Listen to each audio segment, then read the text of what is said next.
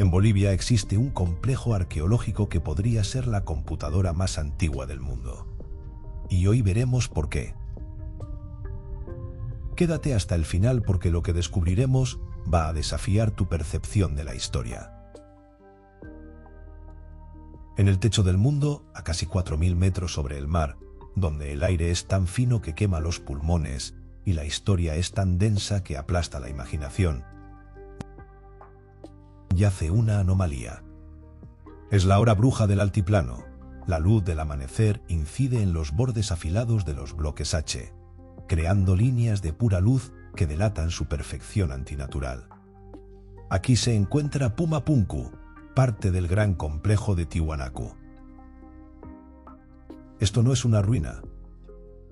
Es la escena de un crimen tecnológico. Pero hay un detalle que nadie puede explicar. Bloques de andesita, una piedra volcánica con una dureza de casi 7 en la escala de Mohs, capaz de desgastar el acero moderno, fueron tallados con una precisión que hoy exigiría herramientas de diamante y maquinaria láser. En 1901, unos buzos encontraron un artefacto imposible en un naufragio griego: el mecanismo de Anticitera, una computadora astronómica que reescribió la historia. Lo que yace aquí es 1000 veces más grande, más antiguo y más desconcertante. La historia se escribe en libros, pero la física se escribe en la piedra. Y aquí, ambas están en guerra. Esta evidencia inmutable, a diferencia de los textos que pueden ser quemados o reinterpretados, nos obliga a cuestionar la narrativa lineal del progreso que tan cómodamente hemos aceptado. Y sin embargo, ¿estamos realmente preparados para reescribir lo que creemos saber? Piénsalo. ¿Crees que con arena y paciencia alguien podría lograr esto? Y más adelante veremos cómo estas piedras podrían ser parte de una máquina astronómica. Eso es lo que dicen los libros. Pero la piedra cuenta otra historia. La historia que nos contaron tiene fisuras, lugares oscuros que la academia prefiere no iluminar. Lo que les mostraremos en los próximos minutos no son teorías sin fundamento, sino evidencia física y métrica. Evidencia que desafía todo lo que creíamos saber sobre el pasado de la humanidad en este continente. Les pedimos que no nos crean. Les pedimos que miren, que duden y que juzguen por ustedes mismos. Acompáñennos en este viaje a través del tiempo, a un enigma grabado en piedra.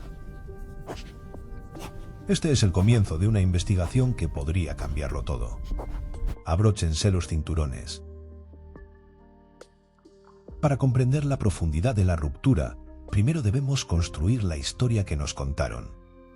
La narrativa oficial, pulida durante más de un siglo por arqueólogos como Carlos Ponce Sanginés, Wendell C. Bennett o Alan Colata, dibuja un retrato coherente de Tiwanaku.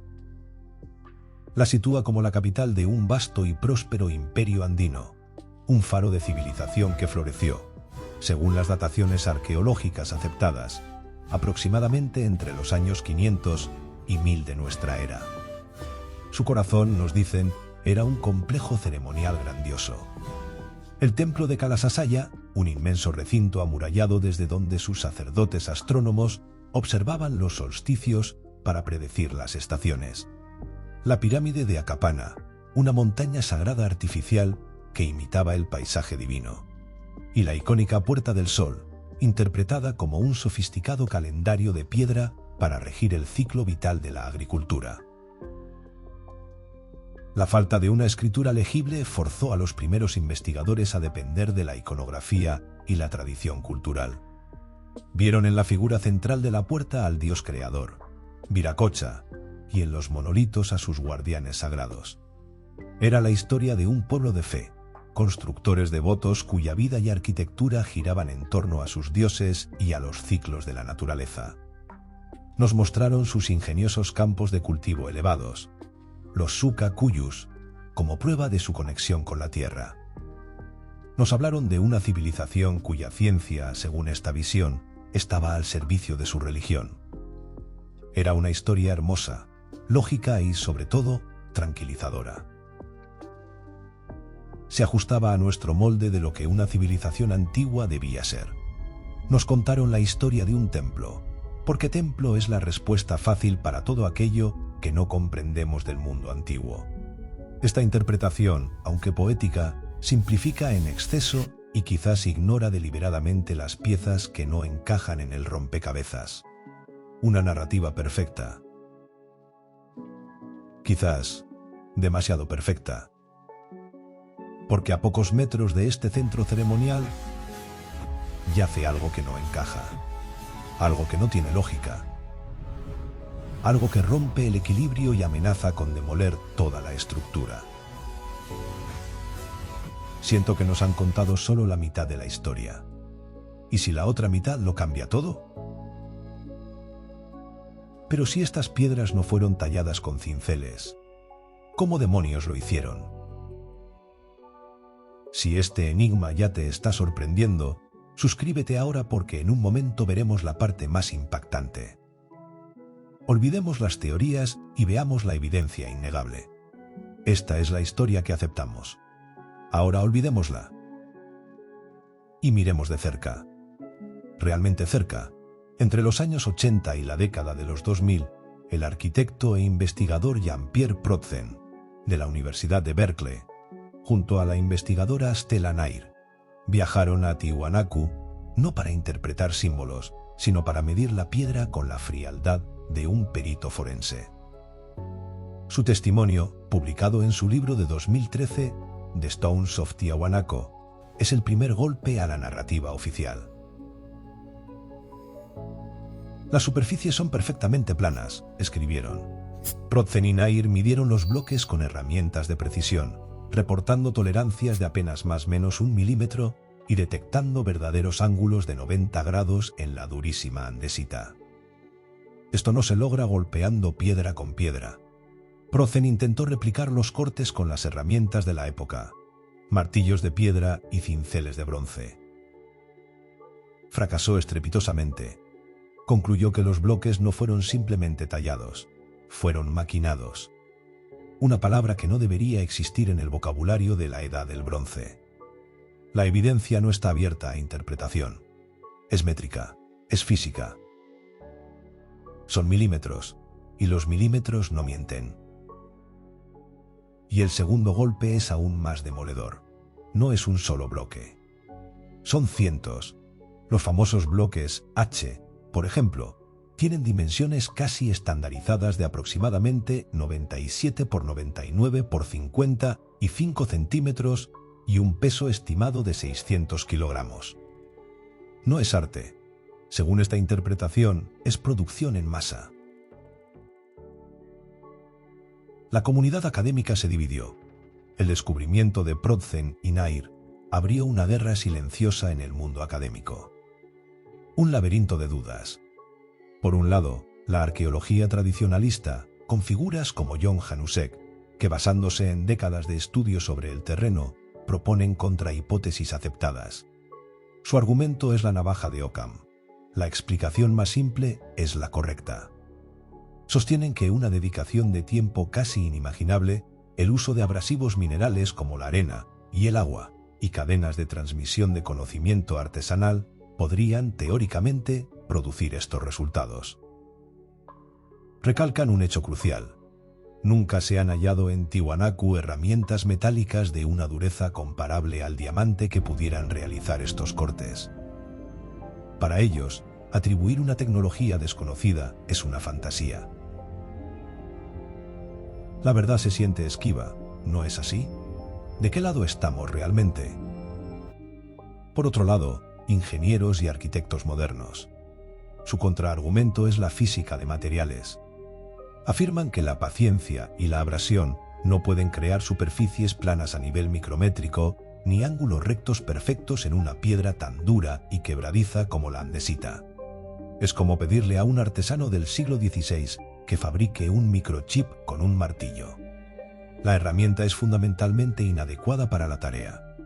Este conflicto nos lleva a una de las hipótesis más controvertidas, propuesta por el químico Joseph Davidovich en estudios publicados entre 2018 y 2019. Algunos creen que las piedras no fueron talladas, sino moldeadas como si fueran cemento antiguo. ¿Fueron los bloques tallados o fundidos en moldes? Davidovich y su equipo analizaron muestras de los bloques megalíticos de arenisca roja de Pumapunku, no los de andesita. Sus publicaciones en Materials, Letters y Ceramics International reportan, tras análisis con microscopía electrónica de barrido, el hallazgo de una matriz de ferro sialato y materia orgánica como pelo o carbón, elementos que sugieren que la roca pudo ser triturada y luego aglomerada en un tipo de cemento antiguo o geopolímero. La idea es seductora, pero el análisis geoquímico de los bloques de andesita, la piedra más compleja, es contundente. Esto es roca volcánica sólida, extraída de una cantera a kilómetros de distancia. La piedra fue, sin lugar a dudas, tallada. El laberinto se cierra. Si no fue magia ni cemento, tuvo que ser una tecnología de corte que no debería existir.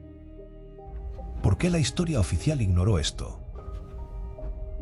¿Cómo es posible que una evidencia tan potente fuera ignorada durante tanto tiempo?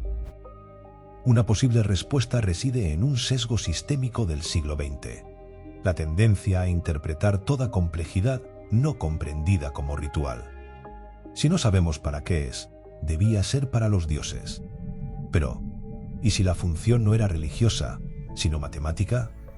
Esta es la llave maestra, una hipótesis controversial que lo conecta todo.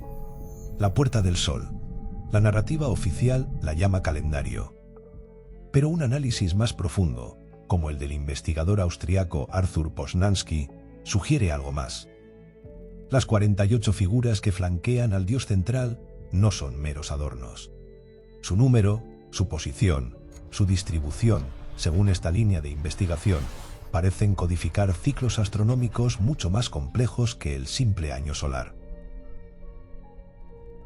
De repente las viejas historias ya no me parecen tan convincentes. ¿Podría ser una ventana a otra forma de pensar? Aquí es donde la estadística entra en juego. Se ha afirmado que un equipo de investigadores realizó una simulación Monte Carlo, creando miles de templos virtuales con orientaciones aleatorias para calcular la probabilidad de que las múltiples alineaciones de Tiwanaku con solsticios, equinoccios y ciclos planetarios clave ocurrieran por pura casualidad, obteniendo un resultado inferior al 0.01%. Sin embargo, es importante matizar. Hasta la fecha, no hay evidencia pública de un estudio específico que reporte estos parámetros exactos. Lo que es cierto es que muchos investigadores sugieren que las alineaciones son tan numerosas y precisas que la casualidad parece estadísticamente poco probable, aunque no haya consenso sobre el valor exacto. La alineación, argumentan, fue deliberada. Esto sugiere la hipótesis de que el complejo no era solo un observatorio, sino un instrumento de cálculo. Un ordenador de piedra. ¿Una máquina creada por quién? ¿Y para qué? Una máquina. La idea es vertiginosa y debe ser tratada como una hipótesis audaz, no como un hecho demostrado. Hemos pasado un siglo preguntando cómo lo construyeron, pero hemos estado ignorando la pregunta mucho más importante. ¿Para qué?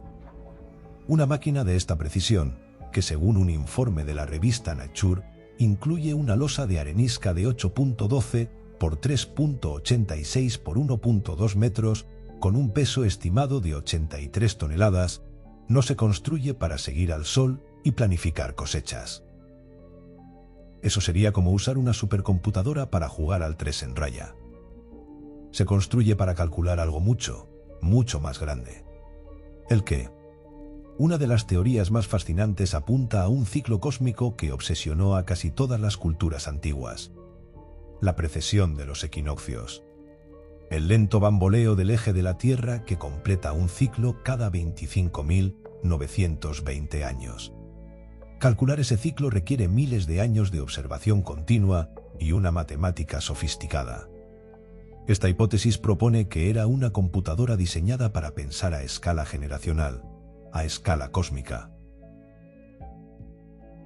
De repente me siento muy pequeño ante esta inmensidad. Aquí debemos imaginar a sus creadores no como sacerdotes místicos, sino como los héroes anónimos de esta historia. Figuras que podríamos llamar, para entendernos, el científico astrónomo, el programador que entendía el lenguaje de las estrellas, y el maestro ingeniero, el arquitecto del hardware que traducía ese lenguaje a la geometría de la piedra. Juntos, según esta interpretación, lideraron un proyecto científico que duró siglos. Pero entonces, el silencio.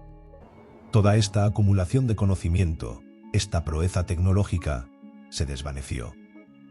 La causa fue probablemente una tormenta perfecta, una mega sequía, documentada en los núcleos de hielo de los glaciares andinos, devastó su agricultura.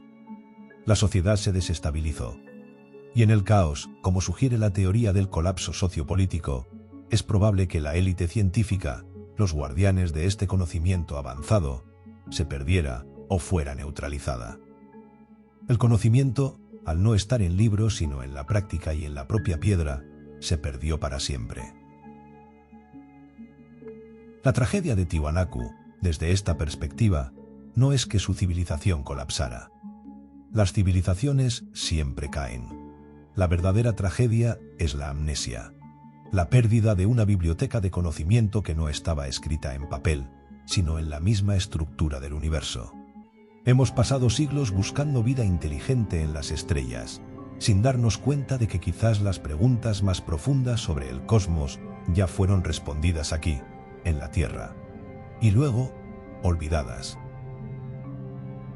Y si el verdadero misterio no es lo que aún no hemos descubierto, sino la inmensidad de lo que una vez supimos y ya no recordamos, la historia que conocemos es la historia real. Las piedras de Puma Punku permanecen en silencio. Son, según esta controversial hipótesis, el hardware de un ordenador cuyo software se ha perdido. La firma de una mente maestra cuyo nombre la historia no recuerda. Nos dejan con una lección de humildad. Nos recuerdan que nuestra línea de progreso tecnológico no es la única posible, que pudieron existir otras, quizás incluso más sofisticadas en su comprensión del cosmos, que florecieron y se extinguieron, dejando solo ecos incomprensibles. Tiwanaku no es solo una ruina en Bolivia, es un fantasma en nuestra propia historia, un recordatorio de que el conocimiento es frágil y que el universo puede haber sido medido, calculado y comprendido mucho antes de lo que nuestra arrogancia moderna nos permite admitir. El código está ahí, esperando. Quizás algún día, finalmente, aprendamos a leerlo de nuevo. La evidencia ha sido presentada, pero la investigación nunca termina. ¿Cuál es tu teoría? ¿Crees que estamos ante una tecnología perdida, explicada por la paciencia y herramientas simples? ¿O hay otra explicación para la precisión imposible de Tiwanaku? El debate es la esencia de la historia. Deja tu veredicto en los comentarios. Cada opinión informada nos ayuda a construir un mapa más completo del pasado. Si este viaje ha desafiado tu percepción de la historia, dale a me gusta para que esta investigación llegue a más mentes inquietas. Y si no quieres perderte el próximo enigma que desenterraremos, suscribirte no es solo un clic. Es unirte a una búsqueda que apenas comienza. Activa las notificaciones. Únete a la comunidad de los que no se conforman con la primera respuesta. Si Tiwanaku pudo ser una computadora, ¿qué pasaría si otra cultura escondiera un dispositivo aún más avanzado?